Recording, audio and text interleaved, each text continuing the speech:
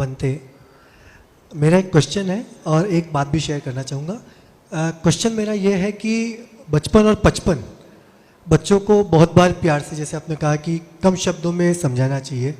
एक बार कहा बेटा ये मत करो तो भी उसने किया, दूसरी बार कहा बेटा ये मत करो।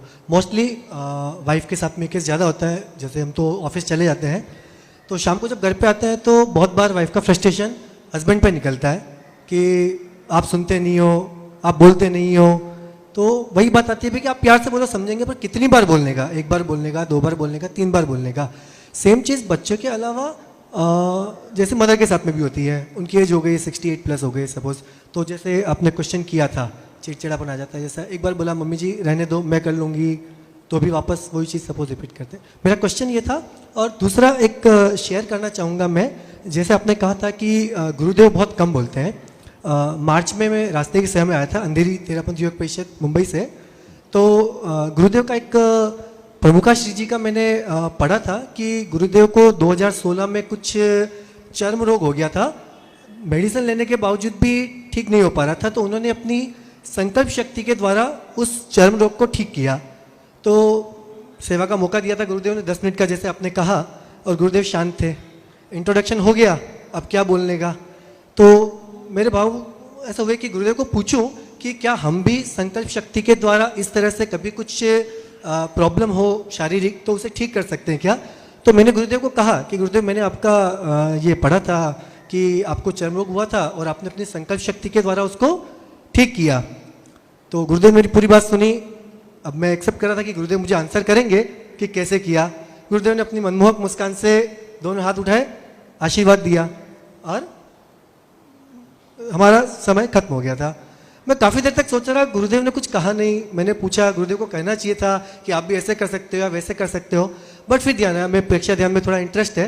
तो बाद में जब प्रेक्षा ध्यान में अनुप्रेक्षा होती है तो उसके अंदर धीरे धीरे पता चला कि संकल्प शक्ति के द्वारा कैसे होता है। और योग से जून महीने में हम लोगों को केरला फैमिली के साथ में ट्रिप पे जाना हुआ और वहाँ पे मोशन सिकनेस की वजह से कुछ चक्कर का प्रॉब्लम आया था। कुछ दिन 7-8 दिन वो कंटिन्यू रहा। बॉम्बे आने के बाद में भी वो चीज़ फील हो रही थी, लेकिन धीरे धीरे प्रेक्षा ध्यान और संकल्प शक्ति के द्वारा शायद 15 to 20 डेज में मेरी वो प्रॉब्लम का सोल्यूशन। उस टाइम मैंने गुरुदेव को बहुत याद किया और गुरुदेव का जो आशीर्वाद मिला था कि किस तरह हम बिना बोले भी समझ सकते हैं बातों को।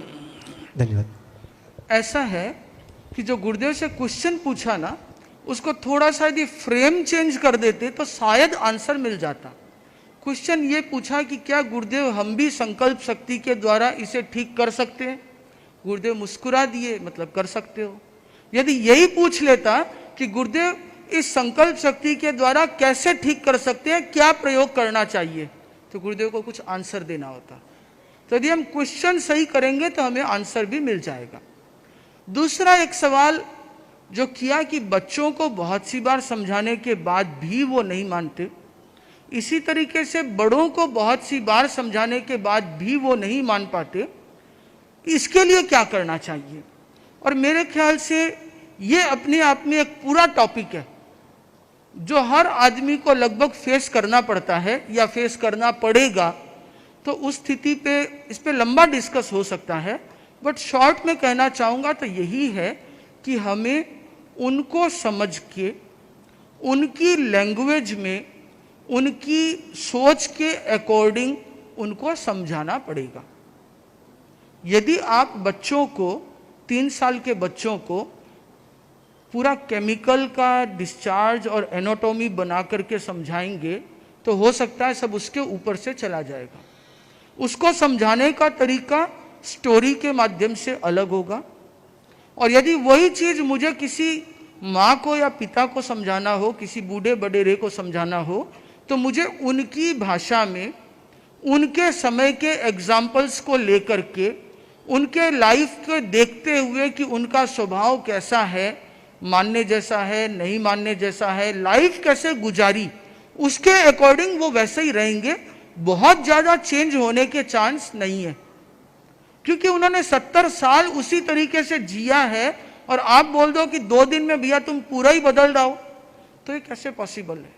यदि उन्होंने आपको कुछ कहा 16 साल की एज में, तो क्या आप बदल गए थे? जिस समय 16 साल की एज में कहते थे क्रिकेट खेलने बाहर नहीं जाना है, 2 बार समझाया, 3 बार समझाया, पर नहीं मानते थे। कैसे न कैसे बहाना बना के स्कूल से इधर उधर से भाग जाते थे। उसी तरीके से मैं अभी एक निष्कर्ष पे कुछ कुछ पहुंचा हूं कि आदमी की एज जैसे जैसे बढ़ती है, नेचर वैसे वैसे वो वापस घटता है। तो जैसे वो अभी 80 साल का हो जाएगा तो उसका बिहेवियर 5 साल के बच्चे जैसा, 10 साल के बच्चे जैसा हो जाएगा, जिद पकड़ेगा। और जब वो एकदम लास्ट स्टेज में होगा तो हो सकता है वो बेड पे जो बच्चा होता है 2 साल का, उसी की तरह सब काम करने लगेगा। तो जब आप 20 साल के थे एक ईगो था, तो वो आज 60 साल के हैं तो वो उनका ईगो वही है। तो वो जैसे जैसे ग्रेजुअली ढलेगा वो उस बच्चे की स्टेज में आएंगे। तो उनके एज को, उनकी मेंटालिटी को देखते हुए उनको यदि तरीके से समझाया जाए तो बहुत सारी चीज़ों को बदल सकते हैं। और अपने आप में ये एक पूरा इंडिपेंडेंट टॉपिक है।